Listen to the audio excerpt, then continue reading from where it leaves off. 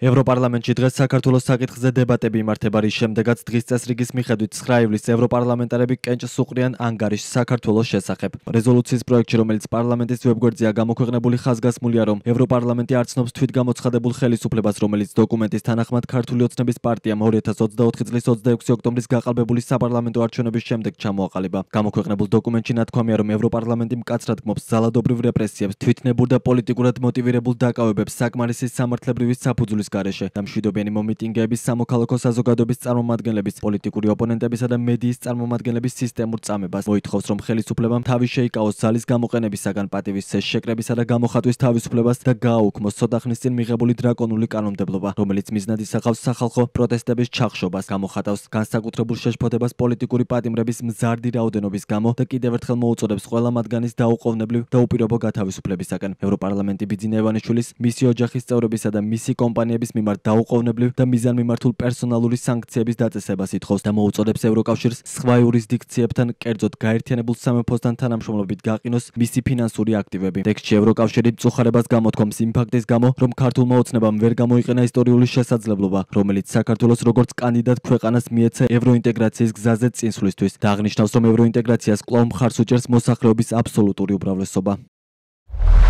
ევროპარლამენტი ხაზს უსვამს, რომ საქართველოს ევროკავშირში ინტეგრაციის პროცესი ფაქტობრივად შეჩერებულია ქვეყანაში დემოკრატიული უკუსლის გაგრძელების და 2024 წლის ოქტომბრის საპარლამენტო არჩევნების გაყალბების შედეგად, რაც წარმოადგენს ავტორიტარული რეჟიმისკენ აშკარა გარდამტეხ წერტილს, სახელმწიფო ინსტიტუტებისა და დემოკრატიული გარანტიების შემდგომ უკანონო მიტაცებას და ანტიდემოკრატიული საკანონმდებლო აქტების სერიის მიღებას, რომლებიც ეწინააღმდეგება იმ ღირებულებებსა და პრინციპებს, რომლებსაც ევროკავშირი ეფუძნება. ეთანხმება ევროპული საბჭოს 2024 წლის და ასკვნებს, რომ მოქმედების ამჟამინდელი კურსის შეუცვლელობა საფრთხეს უქმნის ევროკავშირისკენ საქართველოს გზას და მოუწოდებს ქართულ ოცნებას დაუბრუნდეს დემოკრატიული რეფორმებისა და ევროატლანტიკური ინტეგრაციის პროცესს. გმობს 2024 წლის დეკემბრის შემდეგ დაახლოებით 700 საჯარო მოხელის გათავისუფლებას პროევროპულ საპროტესტო აქციებში მონაწილეობის ან მათი მხარდაჭერის გამო. ხაზს უსვამს ბიძინა ივანიშვილის და სხვა თანამდებობის პირების და პოლიტიკური ლიდერების, მათ შორის ირაკლი კობახიძის, შალვა პაპუაშვილის, ვახტანგ გომელაურის, თბილისის მერისა და ქართული ოცნების გენერალური მდივნის კახა კალაძის და ქართული ოცნების ყოფილი თავმჯდომარის ირაკლი ღარიბაშვილის პასუხისმგებლობას საქართველოში პოლიტიკური პროცესის გაუარესებაზე.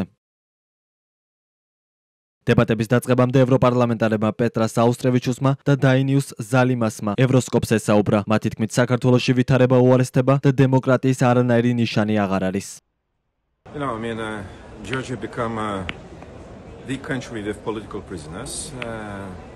საქართველო იქცა პოლიტიკური პატიმრების ქვეყნად არსებულ მთავრობას არ მიხავს ქვეყანა ცივილიზებული სამყაროსკენ. ვერ ვხედავ დღევანდელ საქართველოს ევროკავშირში. არ არსებობს არგუმენტი, რატომ არიან პოლიტიკური ლიდერები ციხეში. ამ დროს მთავრობა ცდილობს რაღაც დიალოგს ევროკავშირთან. არანაირად. ეს საპირისპირო მიმართულებაა, რომელიც რუსეთისა და ბელორუსისკენ მიდის. ჩვენ ამოვწურეთ პოლიტიკური განცხადებები და დავასრულეთ ყველანაირი გაფრთხილებები მთავრობის მიმართ. ახლა მოქმედების დროა. სამწუხაროა, მაგრამ ზოგიერთი ნაბიჯი ძალიან მტკინვეული იქნება და შეეხება არა მხოლოდ მთავრობის მაღალჩინოსნებს და მათ, ვინც დასავლეთს აკრიტიკებს, არამედ ხალხსაც. მაგალითად, ვიზა ლიბერალიზაცია. ბოლოდროინდელი გადაწყვეტილებები საშუალებას იძლევა გარკვეული დროის განმავლობაში გავყინოთ უვიზო მიმოსვლა. ვფიქრობ, რომ დროა. ქართული ოცნების პოლიტიკოსთან იღბები ჩამოხსნილია. ვიცით, ვისთან გვაქვს საქმე, ამიტომ დროა ვიმოქმედოთ. სიტუაციას ვერანაირი სიტყვა ვეღარ შეცვლის.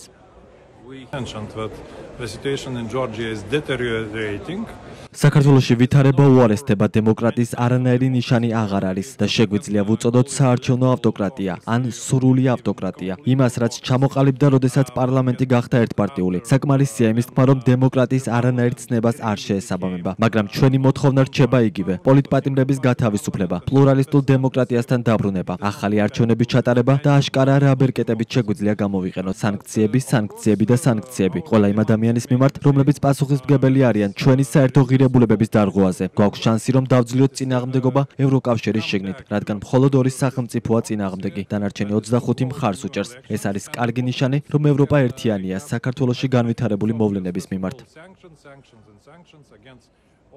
დოკუმენტის თანახმად ევროპარლამენტი კიდევ ერთხელ ადასტურებს თავის პოზიციას, რომ საქართველოში არსებული პოლიტიკური და კონსტიტუციური კრიზისის მოგვარება მხოლოდ ახალი საპარლამენტო არჩევნების გზით შეიძლება, რომელიც მომდევნო რამდენიმე თვეში უნდა ჩატარდეს გაუმჯობესებულ საარჩევნო გარემოში, დამოუკიდებელი და მიუკერძოებელი საარჩევნო ადმინისტრაციის ზედამხედველობით და საერთაშორისო და დამოუკიდებელი ადგილობრივი დამკვირვებლების მონიტორინგით, რათა უზრუნველყოფილი იყოს ჭეშმარიტად სამართლიანი, თავისუფალი და გამჭვირვალე პროცესი, რომელიც ასახავს ხალხის ნამდვილ ნებას, ნათქვამია დოკუმენტში.